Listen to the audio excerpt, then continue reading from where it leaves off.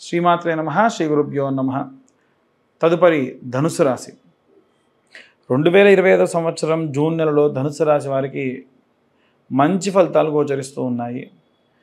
వీరు ఎప్పుడు కూడా ఏంటంటే ఏం చేసినటువంటి పనిని, అనుకున్న పనిని, సంకల్పించినటువంటి పనిని పూర్తి చేసే దిశగానే పయనిస్తూ ఉంటారు. కాబట్టి వీరు యొక్క పనిలో ఆటంకం కలిగించే వాళ్ళు ఎప్పుడూ ఉంటూనే ఉంటారు. ఎప్పుడైనా మనం ఎవరికైనా ప్రిఫరెన్స్ ఇచ్చామనుకోండి, ఆ ప్రిఫరెన్స్ ఇచ్చినటువంటి వ్యక్తి వల్ల మనం ఇబ్బంది పడతాం. కాబట్టి వీరు ఎవరితో పడితే వారితో తొందరగా మింగిల్ అవ్వరు. వీరి బాధ ఏంటంటే మనం ఎవరితోన్నా కలిస్తే మళ్ళీ రేపటి నాడు ఇతనికి ఏదన్నా ఇబ్బంది వచ్చినా, బాధ వచ్చినా మనం వారితో ఉండాలి. నాకున్నటువంటి డిసిప్లిన్కి, నాకున్నటువంటి పద్ధతికి ఇది కుదరదు అని ఆలోచించేటువంటి ధోరణి అధికంగా ఉంటుంది. ఎట్టి పరిస్థితుల్లో ఎప్పుడు అందరితో మనం ఉండాలి, అందరిలో మనం ఉండాలి, అందరూ బాగుండాలనే ఆలోచన విధానం మీ ధోరణి ఎప్పుడు మంచిది. అలాగే ఉండండి. ఈ యొక్క నెలలో ఎవరైతే విద్యార్థులు, గృహిణులు, ఉద్యోగస్తులు, వ్యాపారస్తులు, అలాగే రాజకీయ నాయకులు ఉన్నారో వీరందరూ కూడా ప్రత్యేకంగా సుబ్రహ్మణ్యేశ్వర స్వామి అభిషేకాన్ని ఆచరించండి. ఎట్టి పరిస్థితుల్లో మీరే కాదండి, ఇంట్లో ఉన్న వారందరూ కూడా జీవితాంతం మంగళవారం నాడు నాన్ వెజ్ తినడం మానేయండి. దాని వలన ఎన్నో రకాలైన కుజదోషం ఉంటే కుజదోషం వల్ల కలిగేటువంటి ఫలితములు దూరం అయిపోతాయి. సర్పదోషం ఉంటే ఎంతో కొంత సర్పదోషాలు దూరం అయిపోతాయి. అలాగే ఉన్నటువంటి జాతకరీత్యా ఉన్నటువంటి దోషములన్నింటినీ కూడా తెలుసుకొని ప్రాపర్గా ఏ సమయంలో రిస్క్ చేయాలి, ఏ సమయంలో రిస్క్ చేయకూడదో తెలుసుకొని మీరు ఆ పనులు చేయడం కూడా చాలా మంచిది. ముఖ్యంగా చూసుకుంటే ధనుస్సు రాశి వారికి సంబంధించి ఈ నెలలో చాలా ద్వితీయార్థంలో మిశ్రమ ఫలితాలు గోచరిస్తూ ఉన్నాయి. ఆరోగ్యపరమైనటువంటి సమస్యలు కూడా ఉన్నాయి. వెన్నుపూస వెనక భాగంలో విపరీతమైనటువంటి నొప్పితో బాధపడేటువంటి అవకాశం కూడా కనిపిస్తూ ఉంది. శిరస్సు అంటే తలకు సంబంధించి నొప్పి బాగా వచ్చేటువంటి అవకాశం, ముఖ్యంగా పిల్లల దగ్గర లేకుండా వృద్ధాప్యంలో ఉన్న ఏజ్డ్ వాళ్ళకి సంబంధించి తలకాయ నొప్పితో బాగా బాధపడతారు. మైగ్రేన్ ప్రాబ్లమ్స్ రావచ్చు. కాబట్టి లేట్ నైట్ పార్టీస్కి వెళ్ళడం కానీ, నైట్ టైమ్స్లో ఏవైనా సరే ట్రావెల్ చేయడం కానీ అవాయిడ్ చేయడం వీరికి చాలా మంచిది. అలాగే వీరు దీపారాధన చేయవలసి వస్తే ఎలాంటి దీపారాధన చేయాలి అంటే ఆవు నెయ్యితోని ఆముదం కలిపి దీపారాధన చేయడం మంచిది. వీలైతే ఇత్తడి పాత్రలో దీపారాధన చేయడం మంచిది.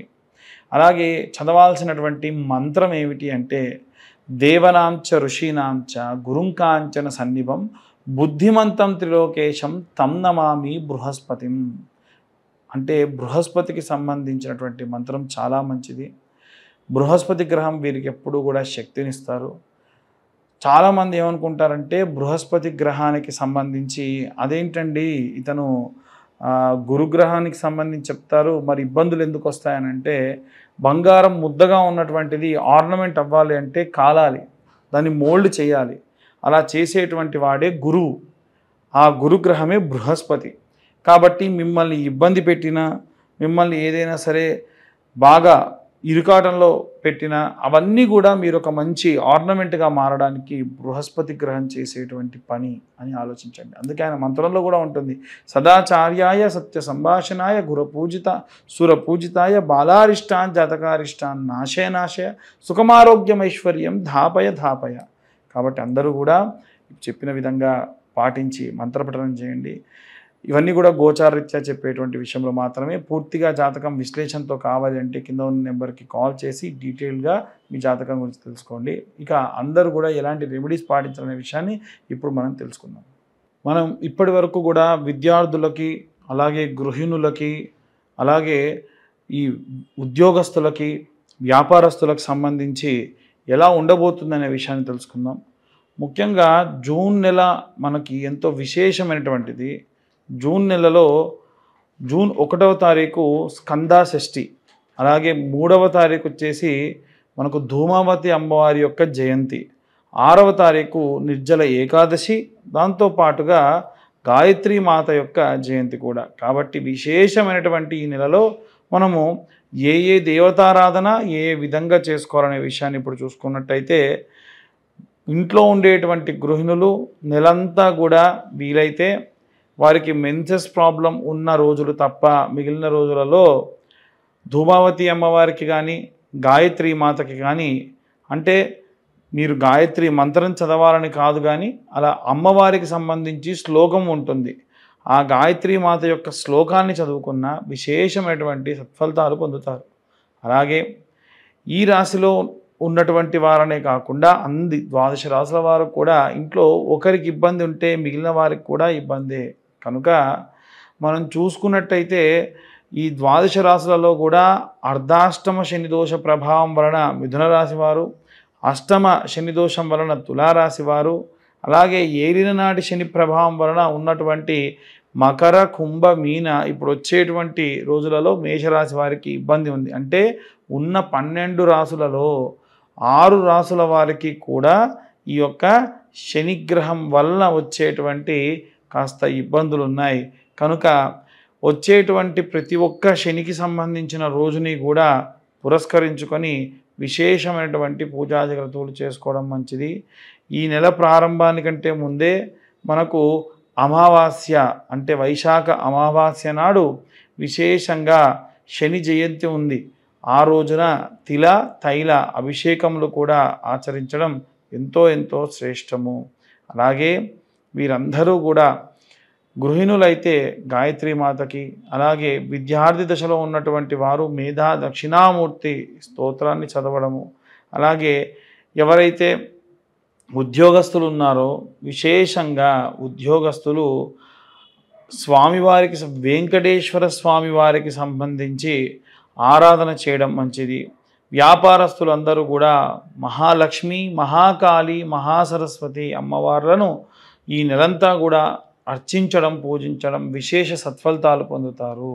అలాగే మనకి ఎవరైతే సినిమా రాజకీయ రంగాల్లో ఉన్నటువంటి వారు ఉంటారో వీలైనంత వరకు కూడా డైమండ్ రింగ్ని ధరించడం ఈ నెలలో వారికి విశేషమైన సత్ఫలితాలు పొందే అవకాశం కనిపిస్తుంది.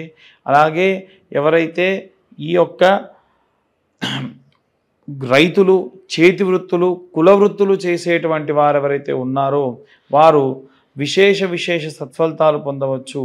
భూమిని నమ్ముకొని పూజ చేస్తున్నారు కాబట్టి స్కందాషష్ఠి అంటే జూన్ 1వ తారీఖు నాడు వీలైతే కాస్త కందులు తీసుకొని మీ యొక్క భూమి సాగు జరుగుతున్న పొలం 4 మూలలా కూడా కందులు వేయడం వల్ల విశేష సత్ఫలితాలు పొందే అవకాశం ఉంది. అలాగే ఎవరైతే చేతి వృత్తులు, కులవృత్తులు చేస్తూ ఉంటారో వారి కులదేవతారాధన మరువకుండా మానకుండా పూజాధికతులు ఆచరించడం మంచిది. అలాగే ఎవరైతే విదేశాలకు ప్రయాణం అవుతూ ఉన్నారో ఆ విదేశాలకు వెళ్ళేటువంటి వాళ్ళు ప్రసన్న మహాకాళి దేవాలయంలో కుంకుమార్చన గావించి ఆ కుంకుమ వారితో అందుకొని వెళ్ళడం విశేష సత్ఫలితాలు పొందే అవకాశం ఉంది. కోర్టు గొడవలు, చికాకుల్లో ఉన్నటువంటి వారు చండీ హోమాన్ని ఆచరించడం ఎంతో మంచి సత్ఫలితాన్ని పొందుతారు. అలాగే ఎవరైతే ఈ యొక్క వేరే రాష్ట్రానికి లేదా వేరే ప్రాంతానికి వెళ్ళిపోయి అక్కడ స్థిర నివాసం ఏర్పరచుకోవాలి అనుకుంటూ ఉన్నారో వారు కూడా ఆరోగ్యానికి సంబంధించి అశ్రద్ధ చేయకుండా ప్రయాణాలు కావించడం మంచిది. పిల్లలు దగ్గర లేకుండా వృద్ధాప్యంలో ఉన్నటువంటి వారు కూడా వీలైనంత వరకు నిత్యము కాలభైరవాష్టకాన్ని చదవడం మంచి సత్ఫలితాలు పొందేటువంటి అవకాశం ఉంది. ఇవన్నీ కూడా గోచార రీత్యా చెప్పేటువంటి విషయములు మాత్రమే. పూర్తిగా మీ జాతకం విశ్లేషణతో మీకు తెలుసుకోవాలి అనుకుంటే మీ పేరు, date of birth, time, place కింద ఉన్న నెంబర్కి వాట్సాప్ చేయండి. పూర్తిగా జాతకం విశ్లేషణతో మీరు తెలుసుకోవచ్చు. ఇవన్నీ కూడా గోచార రీత్యా చెప్పేటువంటి విషయములు మాత్రమే. మాకు డేట్ ఆఫ్ బర్త్ టైం తెలియదండి అనుకున్న వారు నిర్మోహమాటంగా గోచార రీత్యా మేము చెప్పే రెమెడీస్ పాటిస్తే సరిపోతుంది. ఎవరైనా మీ డేట్ ఆఫ్ బర్త్ టైం తెలియకుండా చెబుదామని ప్రయత్నించినా నమ్మకండి, అది కరెక్ట్ కాదు. అలాగే చాలామంది గత వీడియోలో మేము చెప్పిన విధంగా ఈ యొక్క కరుంగలి మాలలు స్వామివారి యొక్క అభిషేకంలో అలాగే చండీ హోమంలో ఉంచి ఇవ్వడం జరుగుతుంది. ప్రతి సోమవారం రుద్రాభిషేకంలో ఉంచి కరుంగలి మాలలు ఇవ్వడం జరుగుతుంది. ఆసక్తి కలవారు కింద ఉన్న నెంబర్కు కాల్ చేయొచ్చు. 1116 మాత్రమే ఛార్జ్ చేయడం జరుగుతుంది. కొరియర్ ఛార్జెస్ ఎక్స్ట్రా 100 రూపీస్ ఉంటాయి. సర్వే జనా సుఖినో భవంతు. స్వస్తి.